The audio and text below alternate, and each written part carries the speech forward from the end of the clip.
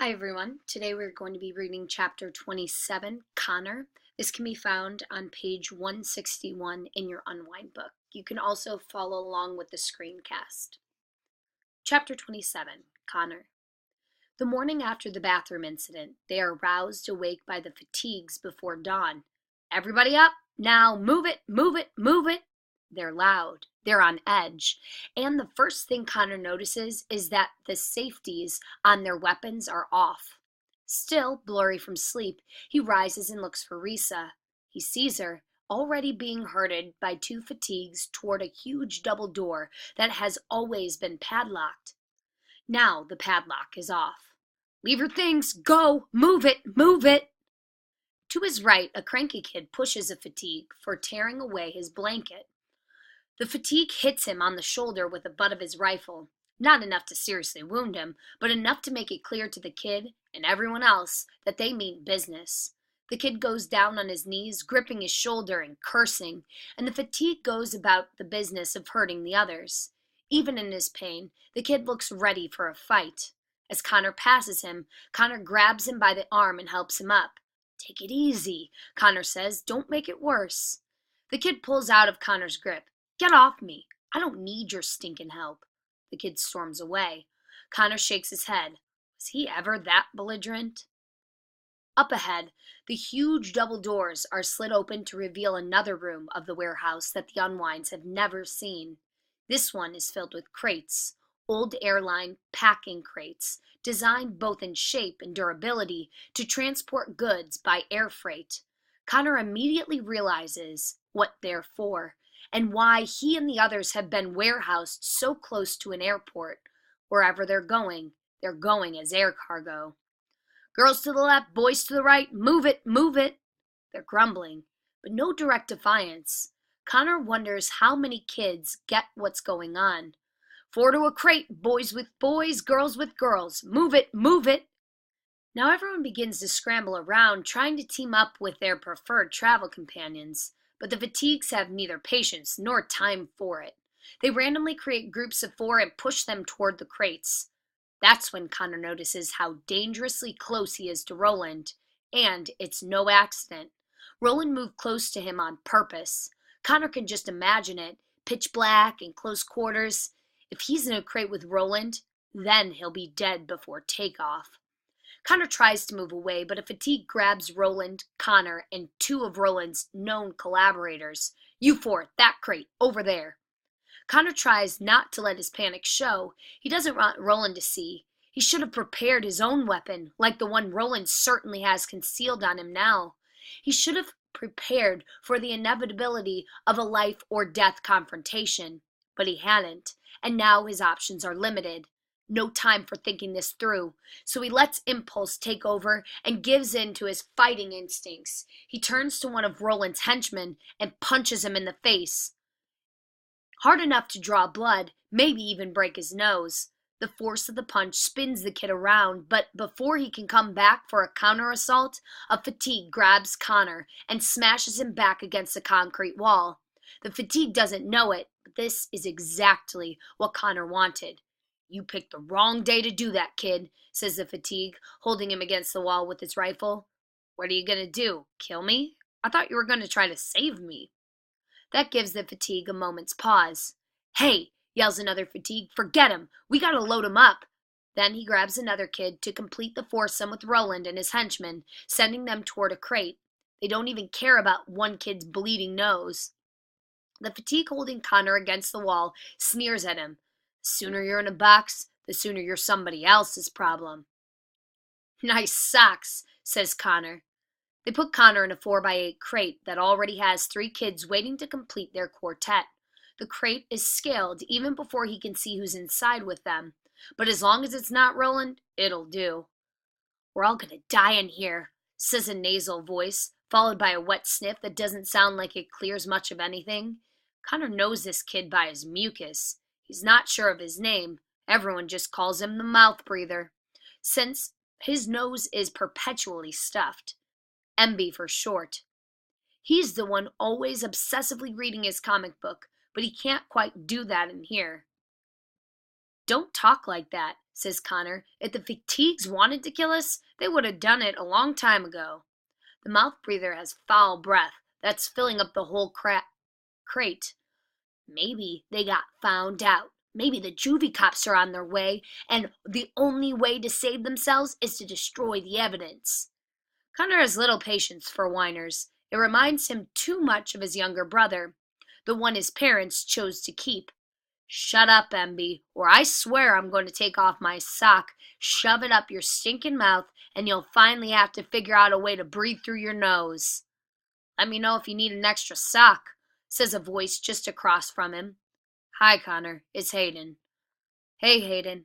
Connor reaches out and finds Hayden's shoe, squeezing it, the closest thing to a greeting in this claustrophobic darkness. So who's lucky number 4? No answer. Sounds like we must be traveling with a mime. Another long pause, and then Connor hears a deep, accented voice. Diego. Diego doesn't talk much, says Hayden. I figured. They wait in silence, punctuated by the mouth breather's snorts. I gotta go to the bathroom, Emby mumbles. You should have thought of that before you left, says Hayden, putting on his best mother voice. How many times do we have to tell you? Always use the potty before climbing into a shipping crate. There's some sort of mechanical activity outside. Then they feel the crate moving. I don't like this, whines Emby. We're being moved, says Hayden. By forklift, probably, says Connor. The fatigues are probably long gone by now. What was it that one of the fatigues had said? Once you're in a box, you're somebody else's problem? Whoever's been hired to ship them probably has no clue what's in the crates. Soon, they'll be on board some aircraft headed to an undisclosed destination. The thought of it makes him think about the rest of his family and their trip to the Bahamas, the one they planned to take once Connor was unwound. He wonders if they went. Would they still take their vacation even after Connor had kicked AWOL? Sure they would. They were planning to take it once he got unwound, so why would his escape stop them? Hey, wouldn't it be funny if they were being shipped to the Bahamas too? We're gonna suffocate, I know it, announces the mouth breather.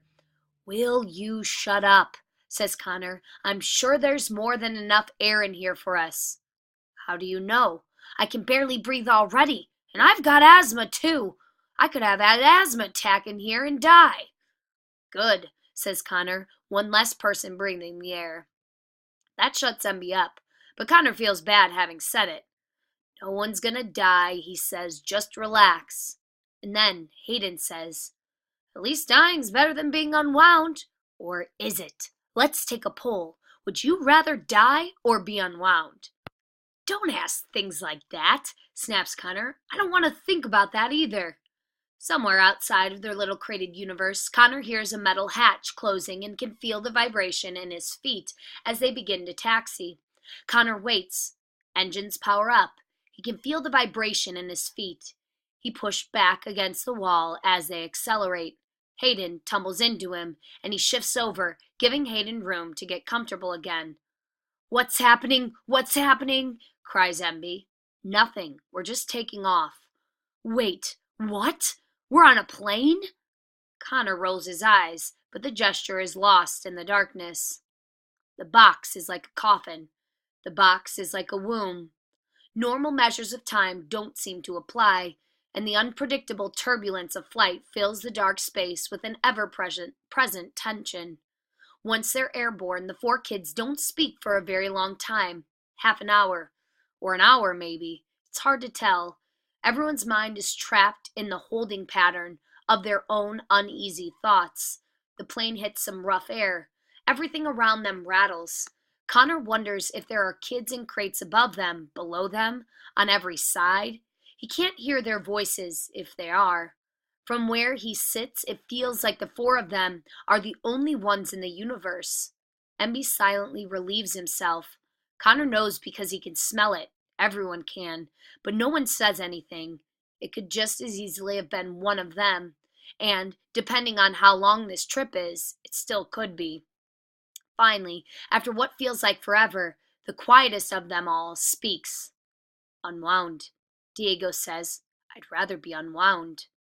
Even though it's been a long time since Hayden posed the question, Connor knows immediately what it refers to. Would you rather die or be unwound? It's like the question has hung in the cramped darkness all this time, waiting to be answered.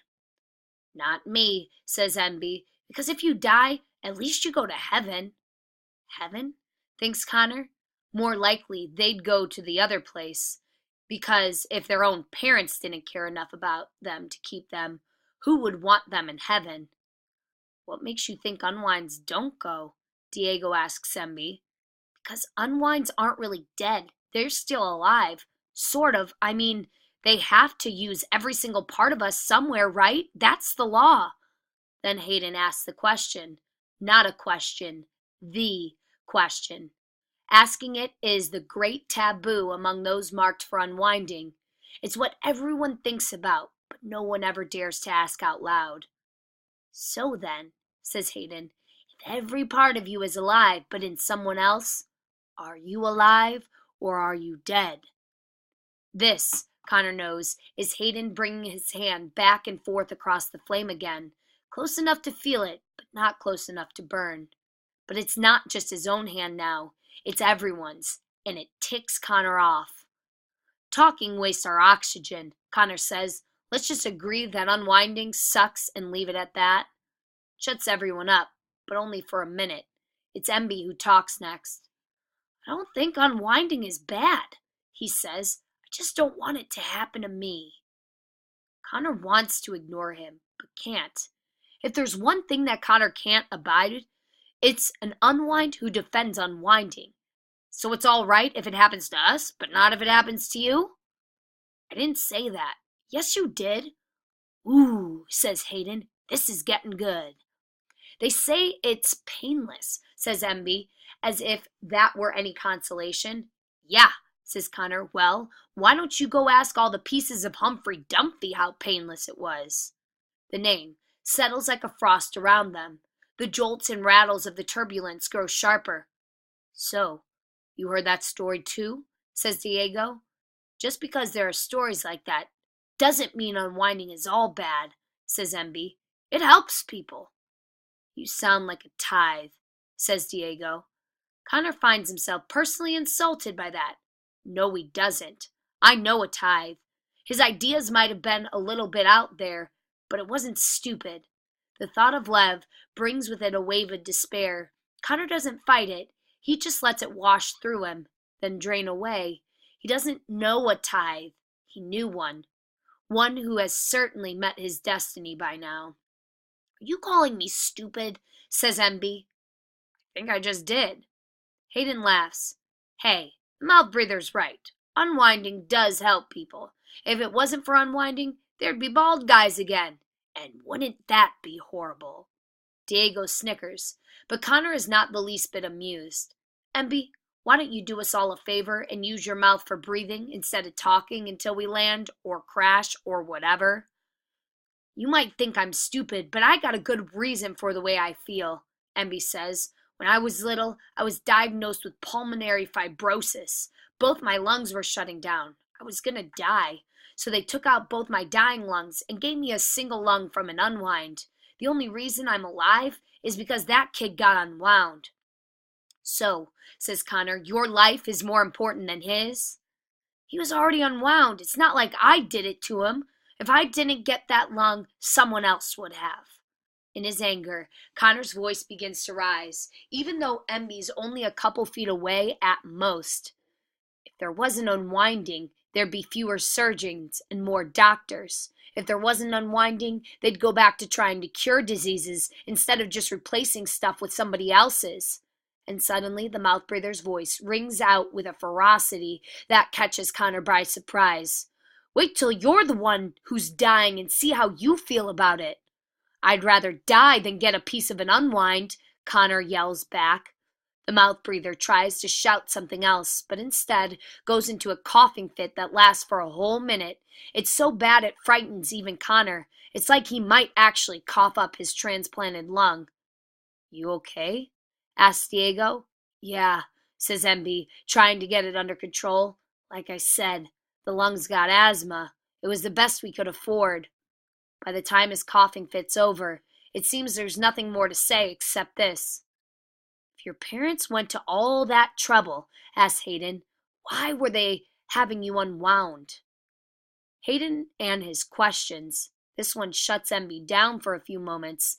It's clearly a tough topic for him, maybe even tougher than it's for most unwinds. My parents didn't sign the order, MB finally says. My dad died when I was little, and my mom died 2 months ago. That's when my aunt took me in.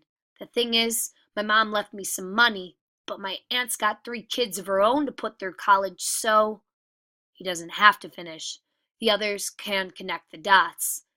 Man, that stinks, says Diego. Yeah, says Connor, his anger at MB now transferred to MB's aunt. It's always about money, Hayden says. When my parents were splitting up, they fought over money, until there was none left. Then they fought over me. So I got out before there was none of me left either. Silence falls again. There's nothing to hear but the drone of the engine and the rattle of crates. The air is humid, and it's a struggle to breathe. Connor wonders if maybe the fatigues miscalculated about how much air they had. We're all gonna die in here. That's what Emby said. Connor bangs his head back sharply against the wall, hoping to jar loose the bad thoughts clinging to his brain. This is not a good place to be alone with your thoughts. Perhaps that's why Hayden feels compelled to talk. No one ever answered my question, Hayden says. Looks like no one has the guts. Which one? Asked Connor. You've got questions coming out of you like farts on Thanksgiving. I was asking if unwinding kills you, or if it leaves you alive somehow. Come on, it's not like we haven't thought about it. Emby says nothing. He's clearly been weakened by coughing and conversation. Connor's not interested in volunteering either. It depends, says Diego. Depends on where your soul is once you're unwound. Normally, Connor would walk away from a conversation like this. His life is about tangibles, things you could see, hear, and touch. God's souls and all of that has always been like a secret in a black box he couldn't see into. So it was easier to just leave it alone. Only now, he's inside the black box. What do you think, Connor? Asked Hayden. What happens to your soul when you get unwound? Who says I even got one? For the sake of argument, let's say you do. Who says I want an argument? Híjole, just give him an answer, man, or he won't leave you alone. Connor squirms, but can't squirm his way out of the box. How should I know what happens to it? Maybe it gets all broken up like the rest of us into a bunch of little pieces. But a soul isn't like that, says Diego. It's indivisible. If it's indivisible, says Hayden, maybe an unwind spirit stretches out, kind of like a giant balloon, between all those parts of us in other places. Very poetic. Hayden might find poetry in it, but to Connor the thought is terrifying. He tries to imagine himself stretched so thin and so wide that he can reach around the world. He imagines his spirit like a web strung between the 1,000 recipients of his hands, his eyes, the fragments of his brain. None of it is under his control anymore, all absorbed by the bodies and the wills of others. Could consciousness exist like that? He thinks about the trucker who performed a card trick for him with an unwind's hand. Did the boy who once owned that hand still feel the satisfaction of performing the trick? Was his spirit still inexplicably whole, even though his flesh had been shuffled like the deck of cards? Or was he shredded beyond all hopes of awareness, beyond heaven, beyond hell, or anything eternal? Whether or not souls exist, Connor doesn't know, but consciousness does exist. That's something he knows for sure. If every part of an unwind is still alive, then that consciousness has to go somewhere, doesn't it? He silently curses Hayden for making him think about it, but Hayden isn't done yet. Here's a little brain clot for you, says Hayden. I knew this girl back home. There was something about her that made you want to listen to the things she had to say. I don't know whether she was really well-centered or just psychotic. She believed that if someone actually gets unwound, then they never had a soul to begin with. She said God must know who's going to be unwound, and he doesn't give them souls. Diego grunts his disapproval. I don't like the sound of that. This girl had it all worked up in her head, continued Hayden. She believed unwinds are like the unborn. Wait a second, says MB, finally breaking his silence. The unborn have souls. They have souls from the moment they get made. The law says. Connor doesn't want to get into it again with MB, but he can't help himself. Just because the law says it, that doesn't make it true. Yeah, well, just because the law says it, that doesn't make it false either. It's only the law because a whole lot of people thought about it and decided it made sense. Says Diego. The mouth breather has a point. Maybe so, but the way Connor sees it, a point ought to be sharper than that. How can you pass laws about things that nobody knows? They do it all the time, says Hayden. That's what a law is, educated guesses at right and wrong. And what the law says is fine with me, says MB. But if it weren't for the law, would you still believe it? Asks Hayden. Share with us a personal opinion, MB. Prove there's more than snot in that cranium of yours. You're wasting your time, says Connor. There's not. Give our congested friend a chance, says Hayden. They wait. The sound of the engine changes. Connor can feel them begin a slow descent and wonders if the others can feel it too. Then MB says, unborn babies. They suck their thumbs sometimes, right? And they kick. Maybe before that, they're just a bunch of cells or something. But once they kick and suck their thumbs, that's when they've got a soul. Good for you, says Hayden. An opinion. I knew you could do it. Connor's head begins to spin. Was it the plane's banking or a lack of oxygen? Connor, fair is fair. MB found an opinion somewhere in his questionable gray matter. Now you have to give yours. Connor sighs, not having the strength to fight anymore. He thinks about the baby he and Risa so briefly shared. If there's such thing as a soul, and I'm not saying that there is, then it comes when a baby's born into the world. Before that, it's just part of the mother. No, it's not, says MB. Hey, he wanted my opinion, I gave it. But it's wrong. You see, Hayden? You see what you started? Yes, says Hayden excitedly. It looks like we're about to have ourselves our own little Heartland war. Pity it is that it's too dark for us to watch it. If you want my opinion, you're both wrong, says Diego. The way I see it, it's got nothing to do with all of that. It has to do with love. Oh, says Hayden. Diego's getting romantic. I'm moving to the other end of the crate. No, I'm serious. A person doesn't get a soul until that person is loved. If a mother loves her baby, wants her baby, it gets a soul from the moment she knows it's there. The moment you're loved, that's when you get your soul, punto. Yeah, says Connor. Well, what about all those babies that get storked or all those kids in state schools? They're just better hope somebody loves them someday. Connor snorts dismissively, but in spite of himself, he can't dismiss it entirely, any more than he can dismiss the other things he's heard today. He thinks about his parents. Did they ever love him? Certainly they did when he was little, and just because they stopped, it didn't mean his soul was stolen away, although sometimes to admit that it felt like it was. Or at least, part of it died when his parents signed the order. Diego, that's really sweet, says Hayden in his best mocking voice. Maybe you should write greeting cards. Maybe I should write them on your face. Hayden just laughs. You always poke fun at other people's opinions, said Connor, so how come you never give your own? Yeah, says MB. You're always playing people for your own entertainment. Now it's your turn. Entertain us. Yeah, says MB. So tell us, says Connor, in the world according to Hayden, when do we start to live? Long silence from Hayden, and then he says quietly, uneasily, I don't know. MB raises him. That's not an answer.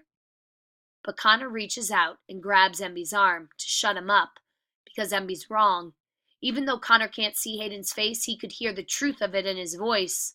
There was no hint of evasion in Hayden's words. This was raw honesty, void of Hayden's usual flip attitude. It was perhaps the first truly honest thing Connor had ever heard him say. Yes, it is an answer, Connor says, Maybe it's the best answer of all. If more people could admit they really don't know, maybe there never would have been a Heartland War. There's a mechanical jolt beneath them. Emmy gasps. Landing gear, says Connor. Oh, right. In a few minutes, they'll be there, wherever there is. Connor tries to guess how long they've been in the air. 90 minutes? 2 hours? There's no telling what direction they've been flying. They could be touching down anywhere. Or maybe Emmy was right. Maybe it's piloted by remote control, and they're just ditching the whole plane in the ocean to get rid of the evidence. Or what if it's worse than that? What if, what if...